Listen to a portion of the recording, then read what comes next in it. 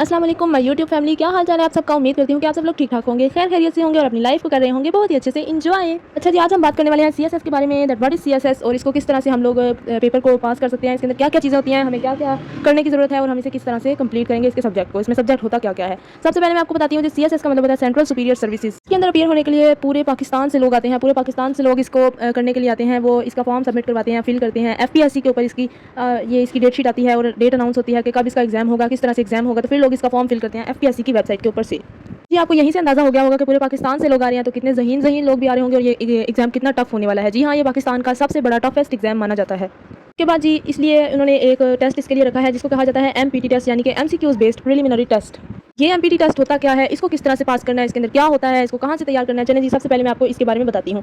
Empty test इसलिए रखा जाता है ताकि पूरी दुनिया से आने वाले लोगों में से जितने लोग ज़हीन हैं, जो लोग इसको पास करने के काबिल हैं, जिन्होंने इसकी तैयारी की है अच्छे से, यानी कि पहले से ही जिनके अंदर जुनून है इसको पास करने का, वो लोग वो इनके अंदर से गिन चुन के निकाल लें। यानी कि जो बंदे एमपीटी टेस्ट में पास होंगे वही सीएसएस का एग्जाम दे सकेंगे।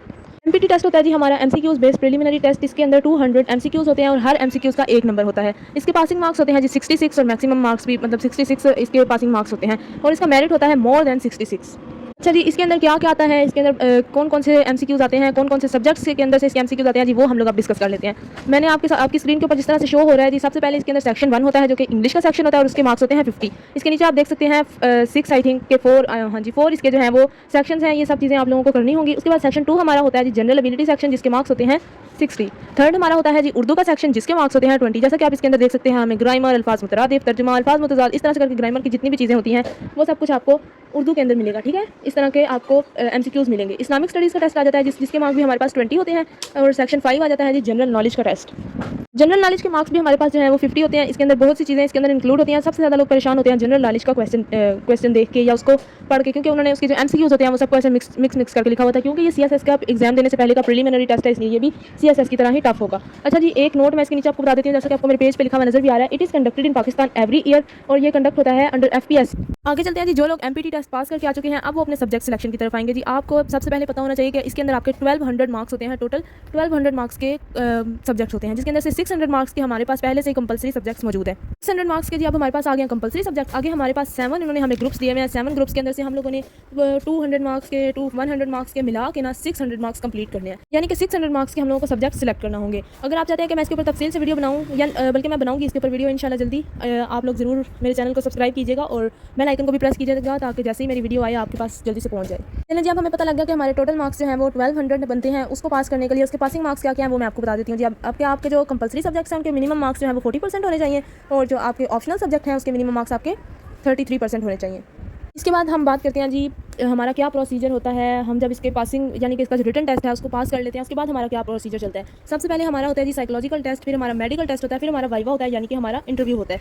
If you fail in one subject you are not eligible for the next procedure, यानी कि अगर आपने कंपलसरी में से या ऑप्शनल में से इतना ना करें, आपका कोई एक भी मजमून फेल हो गया है, एक भी सब्जेक्ट फेल हो गया, तो आप आगे कोई भी प्रोसीजर आप उसका नहीं कर सकते। आपको फिर उसका टेस्ट दोबारा से देना पड़ेगा, यानी कि दोबारा से उसकी तैयारी करके आपको 1 साल वेट करना पड़ेगा और दोबारा से उसका टेस्ट देना पड़ेगा। अच्छा जी, इसके बाद अगर आपने अपना रिटन टेस्ट भी क्लियर कर लिया है, आपका मेडिकल टेस्ट और साइकोलॉजिकल टेस्ट, वाइवा टेस्ट सब कुछ आपका क्लियर हो गया, उसके बाद आपने कौन कौन सी आपको सर्विसेज मिलेंगी, आप उसके अंदर क्या क्या कर सकते हैं, कौन कौन से डिपार्टमेंट आप चूज़ कर सकते हैं।